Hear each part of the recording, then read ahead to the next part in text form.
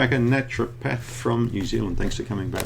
Let's talk about the 10 signs and symptoms that you may have a big problem, an underlying gut problem, okay? Now, a lot of these things I'm going to read out to you don't only obviously relate to a bad gut. I mean, there could be other reasons why some of these signs or symptoms pop up in your body. But most of the things I'm going to talk about will relate with digestive health. So these are some of the signs, typical signs you will know you've got a dodgy gut. Dodgy, by the way, means bad or weird, or people in England will know what the word dodgy means, but I don't think in America they'd understand that term. So the first one, of course, is gas, bloating, and diarrhea.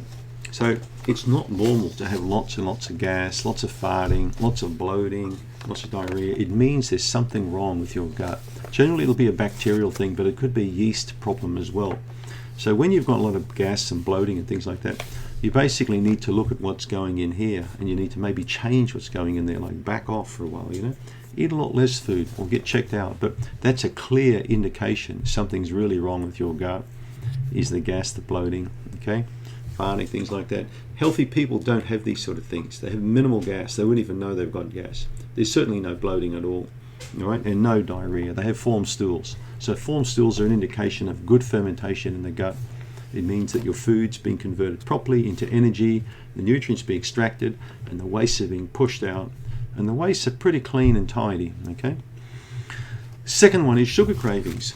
So sugar cravings are a big sign there's a problem, often with blood sugar dysregulation. Now that can be an adrenal problem, okay? There can be adrenal issues or stress underpinning it, but sugar cravings are often a sign that there's bacteria or yeast that are calling your name. They want you. They want you to go down that darn shop and to buy more stuff that's going to keep you craving sugar. So if you're a candy bar freak, they're going to tell you get on down the road and buy more candy bars. Like if you're a Dunkin' Donuts girl, help me, help me. Okay, your gut bacteria will be screaming out for you to feed them, and they'll be telling you, they'll be pushing buttons all around your face and your head and your brain to tell you to get off that chair, leave Facebook alone for 5 minutes, and go and get a candy bar or whatever that you snack on. So when you crave sugar, okay, I've never heard of people craving sauerkraut, right? Or craving kimchi, or craving apple cider vinegar. They always crave sugar, right? So a good way to stop the craving is to eat a little bit of sour food, okay? Because that's going to slap those bad bacteria in the face, all right? They're not too keen on sauerkraut, right? So the sugar cravings are a sign something's wrong. We haven't got time on this video to go into explaining the different types of sugar cravings, but there are many types of sugar cravings. This particular type you'll find a person will have when they've got a major adrenal problem. But I'm going to talk about adrenal issues way more later on in the year or next year. We're going to make a lot of videos on thyroid and adrenal down the track. Third one is stinky breath, bad breath. You ever talk to someone and you go, oh man, get out of my face? Halitosis. Like, I've known people have halitosis so bad it just about cracks glass, okay? You can imagine in my kind of business. So there's nothing worse than standing near someone, especially in an elevator or in an Uber or something, and they got really bad breath. I mean, you can only move your head away so far, right, before it becomes pretty obvious. It's bad. It's generally, okay, gum health. In many cases, halitosis, another word for bad breath, will be bad type of bacteria around your gums and teeth, creating that kind of problem. Okay, periodontal disease, basically. So I cannot urge people enough to get dental hygiene visits, to keep getting your mouth checked out. It's a really important thing to do, is to get those gum bacteria good. But hey, bad breath can also be from low stomach acid, okay? Also small intestine dysfunction. So there can be multiple reasons why you can have bad breath. But if you've got bad breath, the first thing you do is get on down to the dental hygienist and find out if it's your mouth or not. If it ain't your mouth, it's likely your stomach, okay? Especially if you burp or bloat or have a lot of major upper issues, the GI issues with the bad breath, it could be hypochlorhydria or low stomach acid. So get checked out. Fourth one is food allergies or food sensitivities. Extremely common. Many people have leaky gut.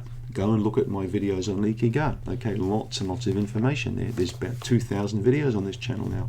Enough to make you fall asleep 100 times over. All right? But Food allergies, a little bit different from food intolerances or sensitivities, but it usually infers that you have some type of an issue with the membrane of the small intestine, some type of leakiness, some permeability there. Could be antibiotics, but something's going on there, needs checking out. Generally, I recommend a comprehensive stool analysis if you've got this problem, because I find usually allergy tests are a waste of time. I've stopped doing those after many years. I thought, this is dumb, what am I doing this for? I need to look at the bacteria, not at the things people are reacting to. So I mean, if you react to stuff, just take it out of your diet. Okay, there's ways and means of that, and it's going to save you $300 or $400, isn't it? So yeah, if you've got an allergy or an intolerance, you need to get a stool test to find out what's going on in the gut. Fifth, moodiness, anxiety, depression. Many people get problems, okay? They get mood issues. Now, if you think about it, the amount of serotonin and dopamine made, okay, these are hormones that very much control our moods, how we feel, how we think. Now, a lot of that production, nearly all of the serotonin production is in the small bowel. So when you've got a small bowel issue, okay, it's not difficult to have an anxiety issue or a moodiness issue. So again, get that small intestine checked. Look for leaky gut, look for bacteria. There could be some kind of fight going on in there that needs fixing up. But it could also be a lack of micronutrients. So when people are lacking like vitamin D, for example, or they're lacking some crucial trace elements or B vitamins like B1 or B2, they can plunge into moodiness or depression very rapidly because of that deficiency. All right.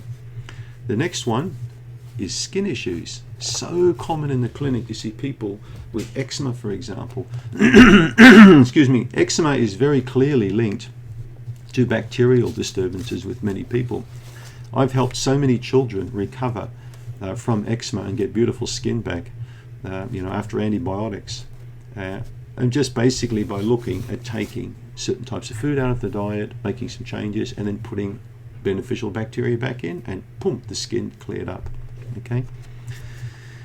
The next one is diabetes. There are many studies now that link diabetics, digestive health, pretty shady digestive health. So many people with diabetes, with type 2 diabetes, they slowly slide into that condition. One of my best friends developed type 2 diabetes, and he's 2 years younger than me. He's only 58. But unfortunately, he likes to drink way too much alcohol, and he likes to eat way too much junk food and not eat enough fruit and vegetables. And unfortunately, this poor guy now has got diabetes. So he didn't need to go down that route. We kept talking about this for years. I kept encouraging him to eat more fruit and more vegetables, but it's just not something he wanted to do. So it's pretty sad. But studies definitely link very poor gut bacteria in many cases to increasing your odds of getting diabetes. Okay? There's a Russian study that was conducted not that long ago, and they certainly showed that nearly all type 2 diabetics have got very poor digestive health, and it's generally never corrected. The next one, number 8, would be fatigue. I very commonly see fatigue in people, and it's also often a sign of very poor digestive health. Okay, and when we talk about fatigue, we often talk about sugar cravings, we talk about gas and bloating, a lot of other things come into it. Many people with fatigue have got lots of gut issues, you'll find if you ask them. All right. Number 9 is autoimmune.